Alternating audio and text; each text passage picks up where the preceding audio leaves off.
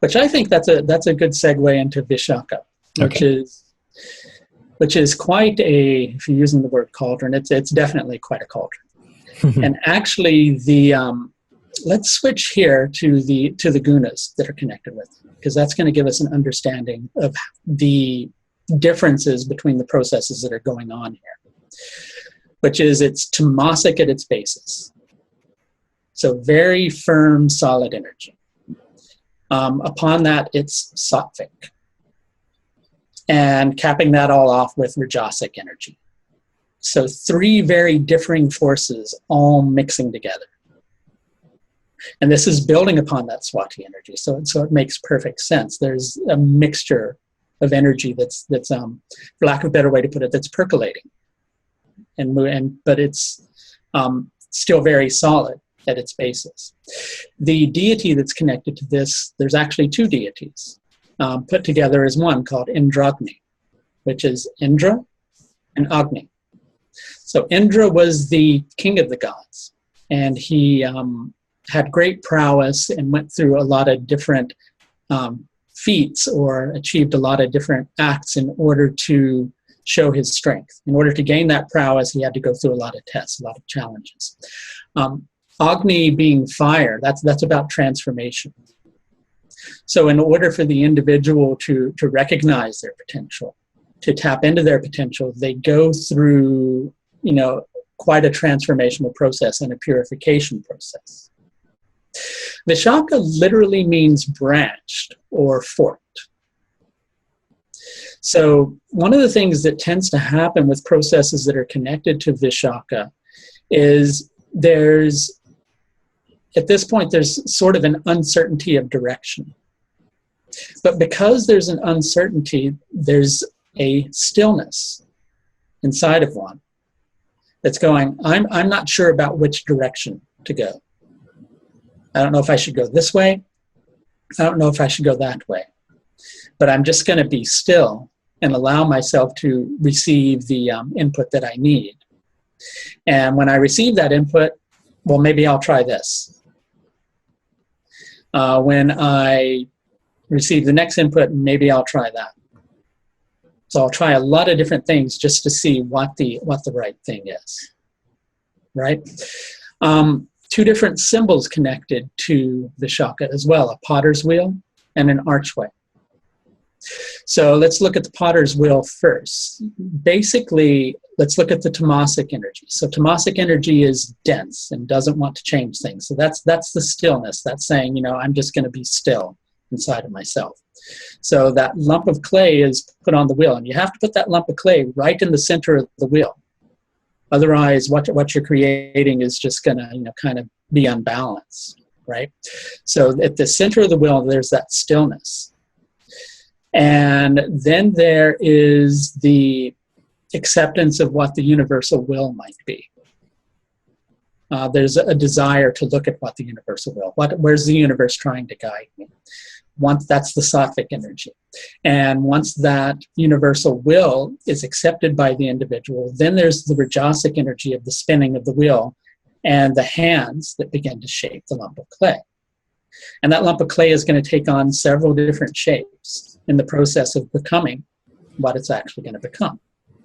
And then I always like using the concept, then you've got Agni, which is going to bake. It's going to bake that will, and it's going to make it firm. Right. So then you've got the purification, which it's gonna make it firm. So there's a very profound process that's going on here. Then so let's look at the archway. So you've got the potter's wheel, the clay being formed. Then once it recognizes what it is, the form that it's taking, then there's the archway through which it can go. And then the journey is further. So the Shakti that's connected to Vishaka is the power to achieve many and various fruits. That's why I was saying with Vishaka, a person may have a couple of different jobs in two completely different areas, right? If there's a career planet there. And both of those areas, if they've got a well-supported career lord, and Jupiter is well supported, which Jupiter is the ruling planet of this particular nakshatra, then both of those areas would be very meaningful for the individual. and for what their journey is. They would gain something from both of those areas. The basis above with Vishaka is plowing or cultivation. So the universe cultivates the field, which the seed is going to be planted in. Below, we're harvesting what the universe is cultivating for us. And the result is the fruit of that harvest. And this is a Dharma Nakshatra, so it's guided purely by what's right.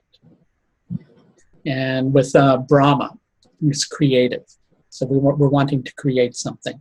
But we're kind of at this point of the journey unsure about direction. So we take on a few different forms, and we try this, and we try that, and can be quite adept at both of those things. So with this nakshatra, even though it's got the trying to figure things out, essentially, and it's also got that Shakti, the power to achieve many and various fruits.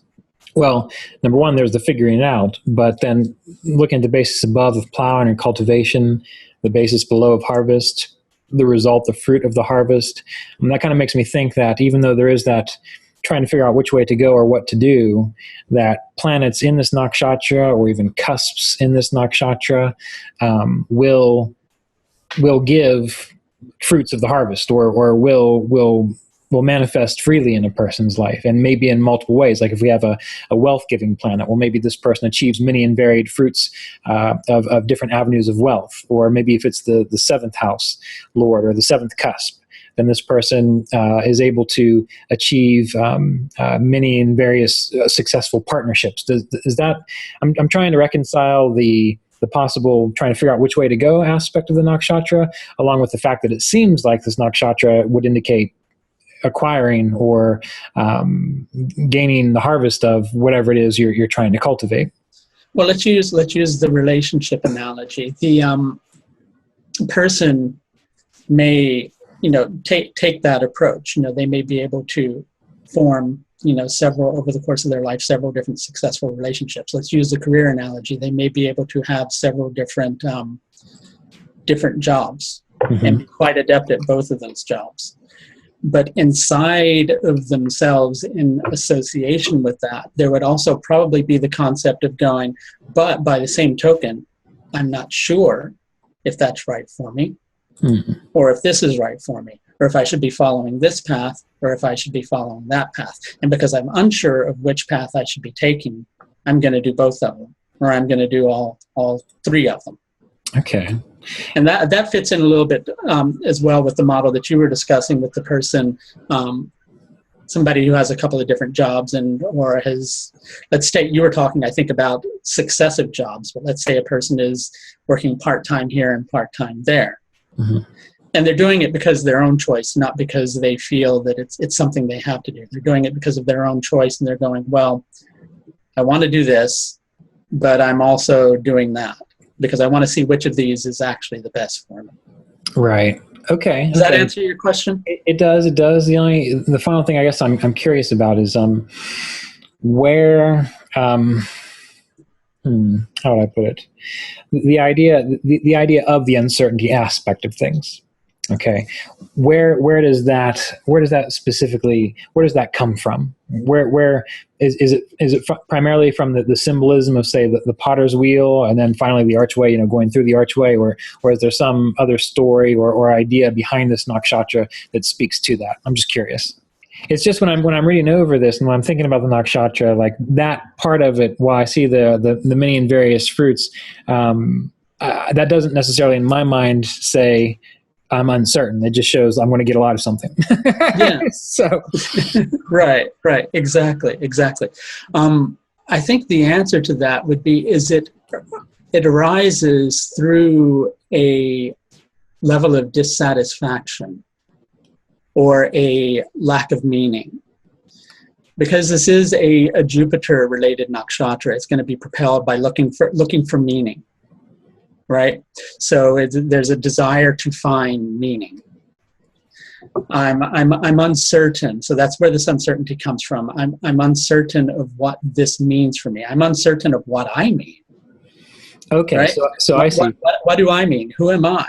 Right? So what this is indicating is that the many and various fruits that we're discussing here, it's coming because the person they are just, they're in a sense seeking or looking for meaning, and they're looking for it in many and various ways, but they still reap the harvest, they still reap the fruit of that search, even if it is in many various ways. Exactly. Okay. Yes, they'll gain something from like a Chinese menu, from menu A and menu B. Because it's at this point that the soul is in its densest form, and it's beginning to go, well, what is this all about? Why am I here? Right. Am I meant to be doing this? Am I meant to be doing that? I really don't know. I'm beginning to encounter some confusion here as per the tamasic, the sattvic, and the rajasic energy. There's so many differing impulses that are arising within me. I don't know if I should be, standing firm inside of this process, or I don't know if I should be taking action in this direction, or if I don't know if I'm meant to actually take this particular circumstance that I'm experiencing and find some meaning from it. So since I don't know any of those things, I'm going to do all those things. I'm going to be both tamasic, sattvic, and rajasic. Because I figure if I do all three of those things, I can't possibly go wrong. Right. That makes perfect sense. Now I understand. Thank you. Yeah. Good. So yeah, there's very much a variegated energy with this particular nakshatra. But with that same token, there's an impulse inside of one that I'm just going to be still. I'm not going to do anything until I feel like, or I'm not going to change my circumstances until I feel like I know which direction to change the circumstances in, which direction I should go to. And dependent upon what section of the nakshatra the planet would be in, it would show what part of the process that person is at in relation to that particular nakshatra. Right. Yeah. Okay. And that would be shown or exhibited by where the planet is in the Navamsha chart. Mm. Yeah. Can you say some more about that? Yeah, the Navamsha chart, if we look at the Navamsha chart as being, well, it's related to the ninth house, right? So the ninth house is about purpose, the beliefs that drive us, right? So the Navamsha chart, in order to understand the nakshatras, is a very important varga to look at.